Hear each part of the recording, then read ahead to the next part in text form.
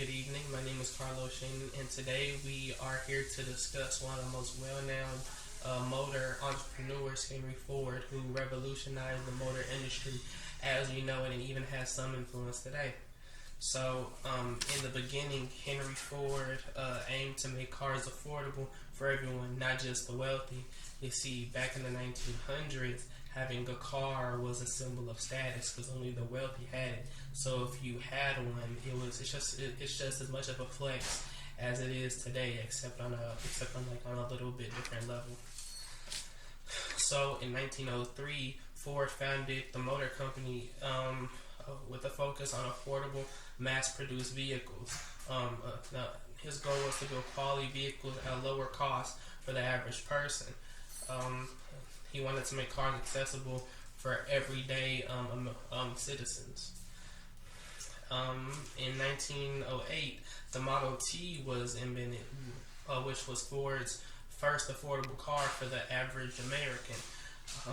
The Model T's affordability transformed transportation in the U.S.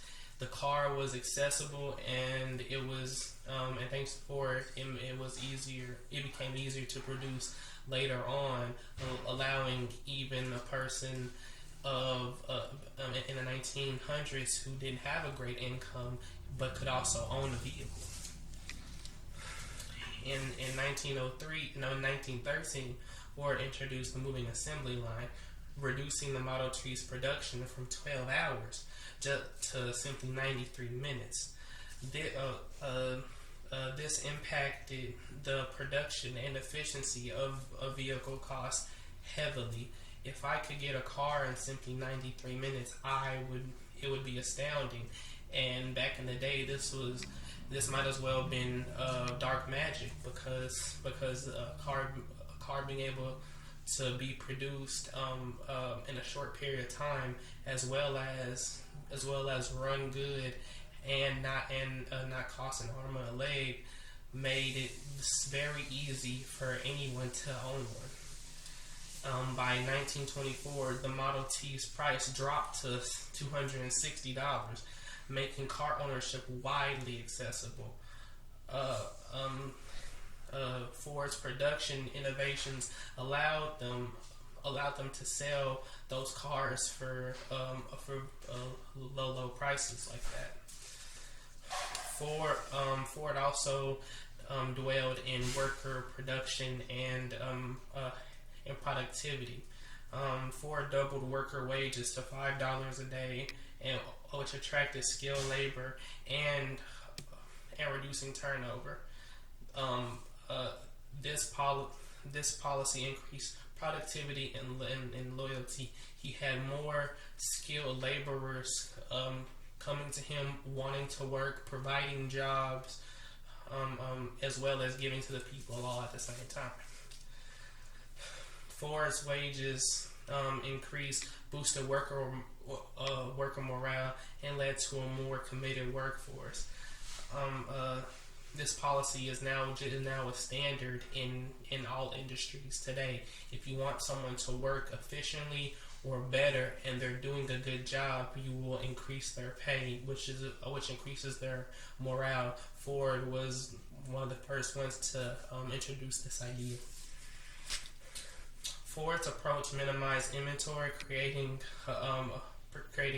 a precursor to modern just-in-time systems. So basically, he was making cars basically like supply and demand, except there was an extreme amount of demand, and he had plenty to supply. This efficiently focused mindset reduced cost and waste. So instead of making thousands of cars and having them sit, they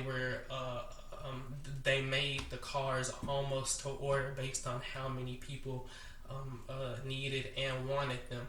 So instead of having all those cars just sitting out collecting dust and wasting materials, he was just able to sell them just like that, which is one of the most efficient ways to sell a product.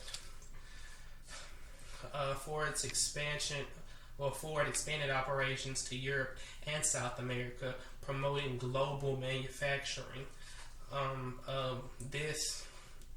this is where we get to Ford itself today, and how it's such a well-known name, and how the vehicles and how you see them day to day on the road.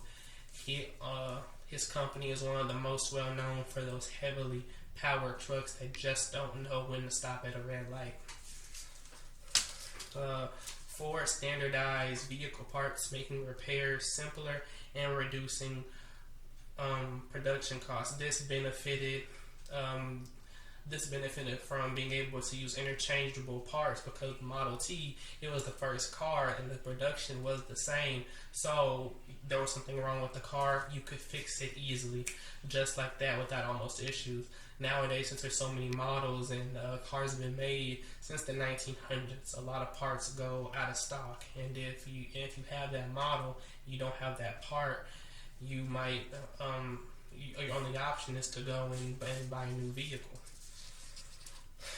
The River Rouge plant in Michigan was a vertically integrated facility that produced cars from raw materials to final assembly.